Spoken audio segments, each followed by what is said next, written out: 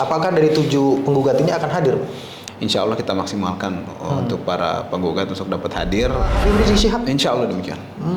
Jadi Habib akan hadir pada sidang mediasi begitu ya? Tentu saja. Di bawah komando Habib Rizik Syihab kita konsisten untuk secara konstitusional beramal ma'ruf nahi munkar. Apakah memang selain dari upaya hukum perdata ini ada rencana atau bahkan sudah dilakukan upaya untuk ditempuh melalui tadi upaya pidananya?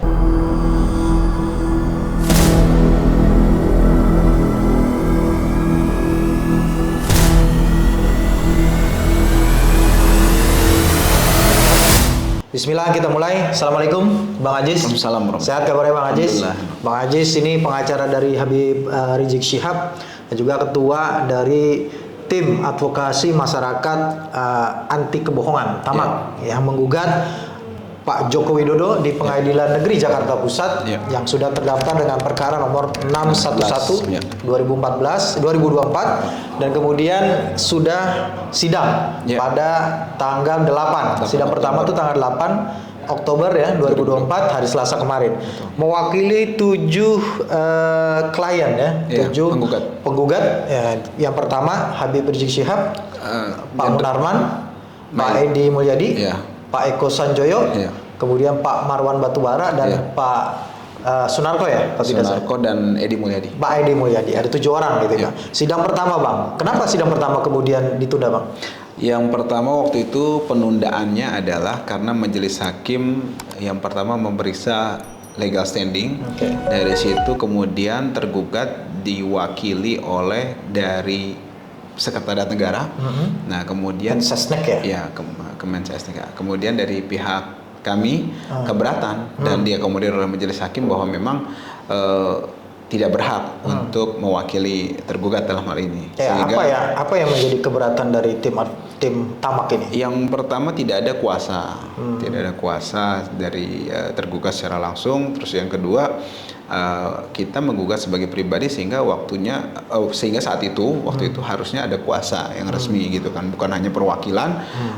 Ini kan namanya mewakili kan seperti itu, dan tentu saja ini kita tolak dan majelis hakim juga menerima hal tersebut. Yang kedua ini bagian dari penghormatan dari pengadilan itu sendiri gitu. Makanya harus pihak-pihak yang berkepentingan yang mempunyai kapasitas, punya legal standing yang jelas gitu kan untuk dapat hadir mewakili pihak-pihak yang memang berperkara dalam hal tersebut seperti itu. Kalau yang kemarin datang itu dari Mensesnek ya, bagian divisi hukum kalau tidak salah itu, memang dia tidak membawa surat kuasa langsung dari Pak Jokowi? Iya. Jadi tadi 2 hal yang tadi saya katakan dari awal itu memang jadi pertimbangan dan alhamdulillah diakomodir. Yang pertama legal standing, yang kedua ini termasuk menurut saya ada unsur contempt of court juga karena kan menghadiri tapi tidak sesuai sama ketentuan peraturan perundang-undangan. Iya, ditunda 2 minggu ya kalau tidak salah. Agendanya apa Bang? Agendanya sama, memperkuat legal standing, kemudian nanti jika sudah ini berarti hari Selasa ini ya? Iya. Hari Selasa ini sidang lagi dengan agenda tadi legal standing. Perbaikan legal standing dari si tergugat ya gitu ya. Seperti itu. Jadi nanti mungkin biasanya tadi saya lanjutkan ada agenda mediasi kemungkinan seperti itu. Kalau memang lengkap ya, kalau memang semua pihak sudah lengkap, dijadwalkan administrasinya gitu ya. Ada 2 atau 3 kali mungkin mediasi seperti itu. Ada mediasi berarti. Kalau mediasi besok kemungkinan kalau tidak lagi Mensesnek yang dari Mensesnek yang hadir, kemungkinan ada kuasa berarti ya. Ada kuasa. Ada lawyernya dari Pak Jokowi gitu ya, dari tergugat. Kalau besok hari Selasa kemudian bertemu, ya kan, legal standingnya dianggap sudah lengkap, sudah memenuhi syarat, berarti agenda selanjutnya adalah mediasi begitu. Iya, betul. Nah, mediasi ini apakah langsung, apakah nanti biasanya akan ada penjadwalan begitu? Biasanya akan ada penjadwalan, ada penjadwalan untuk mediasi pada biasanya sidang berikutnya 1 atau 2 pekan seperti itu kan. Nah kemudian juga ada perhitungan nanti dari jadwal-jadwal selanjutnya sudah ada rencana lah seperti itu, sudah disesuaikan dengan kalender bagaimana sidang-sidang selanjutnya supaya jadwalnya dipermudah para pihak supaya bisa mengatur sedemikian rupa untuk jadwal persidangan dapat ditempuh dengan baik seperti itu. Ya, ini kan agendanya akan mediasi begitu. Ya. Bagaimana komitmen dari penggugat ini? Apakah dari 7 penggugat ini akan hadir? Tentu saja insya Allah kalau nanti jadwal mediasi sudah dirancang dan dirampungkan nanti oleh majelis hakim, insya Allah kita maksimalkan untuk para penggugat untuk dapat hadir, untuk dapat menghadiri proses mediasi yang memang harus dilaksanakan seperti itu. Mau datang langsung atau cukup diwakilkan oleh kuasa hukum? Dalam hal ini tentu saja memungkinkan kalau mau diwakilkan atau salah satu dari beberapa pihak itu. Artinya misalnya dari 7 tadi. Dari pembicaraan selama ini dengan tim Tamak, apakah ada keinginan dari para pihak ini untuk hadir langsung gitu sidang? Semua. Termasuk Habib Rizik Syihab? Insya Allah demikian. Jadi Habib akan hadir pada sidang Tentu mediasi saja, begitu ya? Tentu saja. Ya. Kalau dari segi Pak Jokowi sendiri sebagai tergugat, apakah ada kemungkinan akan hadir secara langsung begitu? Harusnya jika memang beliau menghargai proses penegakan hukum yang berkeadilan di Republik ini, siapapun itu harusnya hadir dalam persidangan di pengadilan seperti itu. Harusnya gitu ya. Nah ini yang cukup menarik nih Bang. Sebenarnya yang saya juga sempat mau tanyakan sebelumnya ke Bang Aziz nih. Ini kan kalau saya melihat perjalanannya advokasi yang dilakukan oleh FPI ya, Front Persatuan Islam, dulu FPI Front Pembela Islam, itu lebih kepada advokasi yang sifatnya advokasi aksi begitu ya. Ya, ini kemudian memilih melakukan masuk ke dalam kuasa gitu ya, sebagai yang diberikan kuasa gitu kepada tim Tamak untuk menggugat, melakukan upaya hukum gugatan perdata. Ini sesuatu hal yang sepertinya baru ini saya melihat Habib Rizik melakukan upaya hukum seperti ini, Pak. Ya, jadi sebenarnya perlu saya sampaikan juga sejak FPI mulai dulu Front Pembela Islam ya, sejak mungkin medio sekitar 2012 lah, 2012 itu sudah mulai ya pengurusan itu menempuh aksi-aksi yang memang lebih aksi-aksi konstitusional. Jadi jika terjadi hisbah dulu kan gitu, itu menempuh aksi-aksi mengirimkan surat kepada pihak-pihak yang bersangkutan, kemudian kepada pemuka wilayah setempat, para penegak hukum, seperti itu.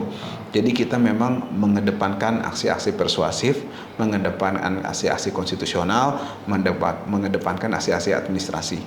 Gitu. Jadi memang kita benar-benar menempuh langkah-langkah yang jika pun harus langkah aksi itu adalah quote ya ultimum remedium sebagaimana pidana seperti itu. Ini pun langkah perdata ini sebenarnya langkah yang kita kanalisasi dengan baik, mengakomodir apa yang memang sudah digariskan oleh peraturan perundang-undangan gitu. Dan kita menghindari konfrontasi secara pidana.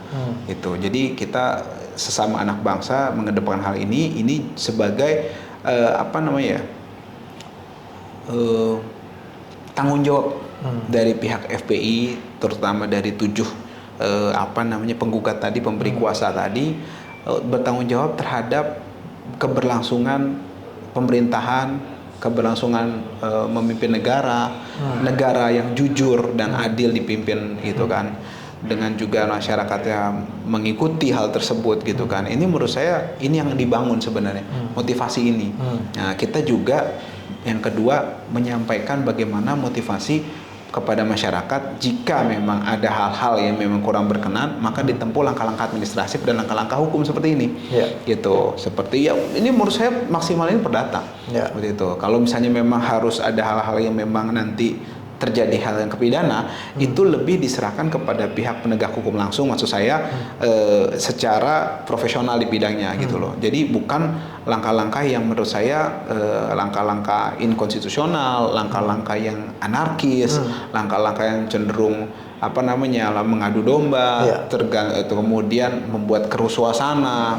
Jadi saya di sini mengajak juga teman-teman, rekan-rekan, saudara-saudaraku semuanya. Jika memang kita ada keberatan tentang suatu hal, baik itu di pemerintahan, organisasi, kemasyarakatan, gitu kan, dari level bawah sampai atas, itu kita tempuh langkah-langkah yang memang elegan, yang memang konstitusional dan juga saling menghargai. Itu bukan saling caci maki, gibah sana sini, kemudian juga langkah-langkah yang tidak produktif lainnya, yang malah membuat masalah, gitu kan. Seperti misalnya kita mencaci maki, kemudian tadi kita menghina, kemudian kita provokasi. Ini kan menurut saya poinnya nggak dapet, malah kita nambah masalah. Oke. Gitu. Jadi memang itu yang kita tuju dan kita konsisten menurut saya. Baik sekarang Front Persatuan Islam maupun dulu Front Pembela Islam di bawah komando Habib Rizik Syihab, kita konsisten untuk secara konstitusional beramal ma'ruf nahi munkar. Oke, terkait dengan tadi ada sedikit ada ungkapan terkait dengan ada upaya hukum pidana. Apakah memang selain dari upaya hukum perdata ini ada rencana atau bahkan sudah dilakukan upaya untuk ditempuh melalui tadi upaya pidananya terhadap mungkin yang jadi persoalan juga di dalam gugatan ini terkait dengan kebohongan gitu, dugaan kebohongan? Kita belum ada rencana seperti itu. Akan tetapi yang lain-lain jika memang tidak memungkinkan, apalagi objeknya belum jelas gitu kan. Contoh misalnya seperti soal fufu fafa. Nah ini kan sebenarnya kita harus memastikan. Nah kita tentu saja harus melibatkan pihak kepolisian karena mereka yang memiliki akses luas di sini. Nah seperti itu. Jadi menurut saya untuk membuat perkara ini terang benderang, apalagi ini terkait dengan kepentingan publik. Saya garis bawahi di sini terkait dengan kepentingan publik, gitu kan. Karena berkaitan baik yang terduga yang melakukan ataupun yang terduga dijadikan objek dari hinaan-hinaan itu. Hinaan-hinaan ini sendiri kan sebenarnya sudah masuk langkah yang menurut saya masuk tindakan yang melanggar hukum pidana gitu kan. Yang menurut saya harus digarisbawahi juga rekan-rekan yang memang mengambil langkah-langkah pidana tadi, karena memang ada tindakan pidana di situ dan terkait dengan kepentingan publik seperti itu. Oke, Bang. Sebagian masyarakat pesimis gitu ya terkait dengan upaya hukum yang dilakukan oleh Habib Rizik dan kawan-kawan ya 7 orang ini. Ada yang menganggapnya ini hanya mencari sensasi begitu. Sejauh mana Bang, Abang bisa memastikan kepada masyarakat bahwa memang upaya hukum yang dilakukan ini adalah memang sungguh-sungguh gitu dan memang sesuai dengan sudah dilakukan melalui pembahasan yang matang gitu? Yang pertama bisa dilihat di gugatannya, itu kan terbuka untuk umum. Yang kedua, justru karena kita serius, kita menempuh langkah ini dari menampung aspirasi ketujuh pemberi kuasa, kemudian menyusun gugatan, itu kan hal yang nggak sederhana gitu kan, yang sulit gitu kan. Kemudian kita datang ke Pengadilan Negeri Jakarta Pusat, kemudian menyusun hal tersebut tadi, kemudian juga langkah-langkah administrasi tadi yang kita tempuh itu kan menunjukkan keseriusan. Justru yang nggak serius itu yang hanya caci maki, hina-hina seperti itu. Kemudian hal-hal yang menurut saya tidak berpikir ke depan gitu kan, mengabaikan aspek-aspek yang memang seharusnya dipertimbangkan dalam melakukan suatu tindakan yang dimana kita tidak terima dengan hal tersebut. Misal maksud saya gini, kita nggak terima dengan adanya kebohongan-kebohongan, adanya dugaan-dugaan pernyataan yang tidak benar. Nah tentu saja itu apa? Kita mau maki-maki, kita mau caci maki, kita mau hina, kita mau katakan apa, kan enggak. Nah ini langkah serius itu seperti itu. Nah, bagaimana kemudian ke depannya? Kalau buat yang pesimis, buat saya nggak masalah, itu adalah hak mereka. Akan tetapi yang kita lakukan di sini sekali lagi, Habib mengingatkan yang namanya perjuangan itu adalah tugas kita. Yang namanya memenangkan itu tugasnya Allah gitu. Jadi bukan tugas kita di sini untuk memastikan kemenangan, tapi tugas kita adalah melakukan hal yang memang harus diperjuangkan. Kejujuran harus diperjuangkan, kebohongan harus dilawan, dan kita harus memberikan contoh yang baik untuk melawan kebohongan itu dengan cara-cara yang konstitusional, beradab dan sesuai dengan hukum yang mengatur hal tersebut, baik itu negara maupun agama. Nah, terkait dengan gugatan ini, ini sebenarnya ini inisiasi dari siapa sebenarnya? Apakah dari tim kuasa hukum yang memang sudah menyiapkan, atau memang ini dari Habib Rizik sendiri yang menginginkan memang ini dilakukan melalui proses hukum gugatan ini? Ya, tentu saja para pemberi kuasa selama ini sudah mengemukakan unek-uneknya, mengemukakan hal-hal yang memang menjadi suatu dasar dari kita melakukan gugatan ini. Nah, kemudian tugas kita di sini ya para penerima kuasa rekan-rekan ini untuk mengimplementasikannya, menyesuaikan dengan bagaimana sistem hukum di Republik ini.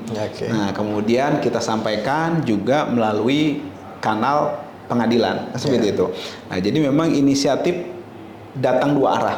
Yang satu punya bumbunya, yang satu tahu cara masaknya. Meracik gitu. gitu. Iya, jadi kita tinggal berkolaborasi. Jadi memang ada feedback bagus, ada simbiosis mutualisme yang dalam hal ini terjadi dengan baik gitu kan di antara beberapa tokoh masyarakat dengan tim pengacara gitu kan, sehingga tercapailah hal yang memang saat ini harus terjadi seperti itu. Oke, terkait dengan substansi gugatan. Ya. Substansi gugatan itu kan terkait dengan perbuatan melawan hukum. Ya.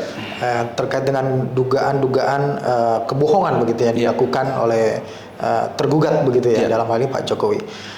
Nah, banyak yang kita dapatkan feedbacknya juga dari masyarakat yang menganggap bahwa gugatan itu tidak tepat diajukan secara gugatan perdata gitu. Nah, bagaimana tim Tamak ini memberikan nanti di dalam persidangan tentunya ya, bukan kepada publik gitu ya, di dalam persidangan ini tuh bisa membuktikan bahwa memang dugaan kebohongan, rangkaian kebohongan tergugat itu adalah suatu perbuatan melawan hukum begitu.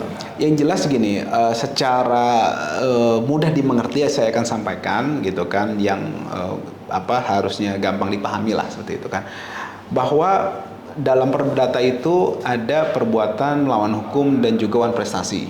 Kalau wan prestasi itu terkait komitmen, kesepakatan, perjanjian dan sebagainya terkait dengan hal tersebut. Kalau perbuatan melawan hukum atau PMH ini kan terkait dengan hal-hal yang memang ada dugaan pelanggaran hukum pidana di situ atau hukum-hukum yang terkait pidana di dalamnya. Maksud saya tidak melulu terkait KUHP ya, ada undang-undang yang lain yang memang punya implikasi pidana.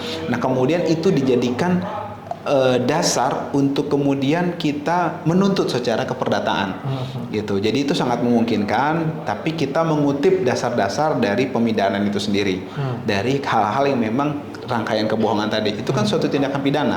Nah, pelanggaran hukum PMH kan begitu kan. Nah, pelanggaran hukum tadi itu menimbulkan kerugian kepada tergugat.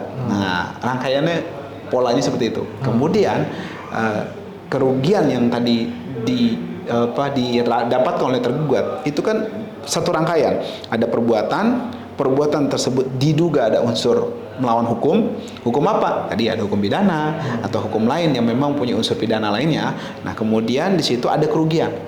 Nah, langkah itulah yang kita tempuh dalam gugatan 611 ini. Ya, sekali lagi Bang, mungkin untuk memperjelas ya, sebelumnya juga saya sempat tanyakan. Untuk mendukung gugatan dari Habib Rizik Syihab dan kawan-kawan gitu ya, untuk bisa memenangkan begitu gugatan ini ya, karena kan kita juga punya 2 perkara sebelumnya terhadap gugatan Pak Jokowi, mungkin jadi sebuah perhatian khusus gitu mungkin dari tim Tamak begitu ya. Apa yang akan disiapkan ke depan untuk bisa memperkuat setidaknya di gugatan ini ya? Iya. Yang pertama, secara garis besar saya tidak bisa jelaskan secara detail tentu saja karena itu masuk ke strategi. Yang pertama, kita menyiapkan betul data, fakta yang menjadi dasar tuduhan kita. Itu yang pertama. Artinya itu harus kuat. Ada satu hal konkret yang disampaikan oleh tergugat di mana hal tersebut mengandung unsur kebohongan. Ukurannya apa? Ukurannya tidak terbukti. Kan begitu. Ada pernyataan disampaikan di publik, kemudian ada fakta yang tidak sesuai dari yang disampaikan tadi. Nah, itu kan namanya dugaan kebohongan di situ kan. Nah, kemudian bukti-buktinya kita harus kuat. Jangan sampai itu kita ambil dari sumber-sumber yang tidak valid, sumber-sumber yang tidak dapat dipertanggungjawabkan. Nah, kemudian fakta-fakta tadi juga apakah benar tidak tercapai. Nah, itu kita harus kuatkan juga sumbernya. Kemudian setelah itu apa? Setelah itu tadi rangkaian tadi kebohongan tadi disampaikan ya, diperkuat dengan argumen. Argumen kita bahwa itu memang suatu pelanggaran hukum. Kemudian itu kita gabungkan juga dengan itu menimbulkan kerugian. Nah, itu sederhana itu sebenarnya strategi. Terkait dengan ahli akan dihadirkan juga Bang? Tentu saja itu untuk bisa di-spill nggak kira-kira ahli yang sepertinya akan dihadirkan gitu dari tadi ada argumen itu tentu saja kita tidak bisa berargumen seenak udel kita, seenak kita bicara begitu ya. Artinya argumen itu juga harus diperkuat dengan orang-orang yang memang kompeten di bidangnya. Ada ahli bahasa, ada ahli pidana, ada ahli ekonomi karena beberapa hal terkait ekonomi yang disampaikan ini yang nggak benar. Kemudian ada ahli apalagi itu ahli ekonomi, kemudian ahli pidana, ahli teori pidana, ada juga seperti itu, kurang lebih seperti itu. Baik, baik. Sepertinya Sama ahli perdata pasti. ahli perdata ya. Ya. Baik, baik. Makasih Bang Ajis. Siap, sama-sama. Kita mungkin nanti update lagi ya setelah persidangan yang kedua ini. Siap, Tapi sama. saya mau tanya nih, besok hadir nggak Habib Rizik? Habib belum hadir. Belum hadir, ya. Karena masih legal standing. Legal standing ya. Tapi Iya. kan nanti kalau sudah agenda mediasi hadir Insya ya? Allah, insya Allah, insya Oke, Allah, baik. insya Allah. Makasih. Ya, makasih Bang Ajis Siap, atas waktunya dan juga penjelasannya. Terima kasih juga sahabat Halo Pengacara yang sudah menyaksikan video ini sampai dengan selesai. Jangan lupa dukung terus Halo Pengacara, subscribe YouTube channel Halo Pengacara dan nyalakan loncengnya supaya terus mendapatkan notifikasi video-video terbaru dari Halo Pengacara. Terima kasih. Salam Halo Pengacara. Assalamualaikum warahmatullahi wabarakatuh. Assalamualaikum warahmatullahi wabarakatuh.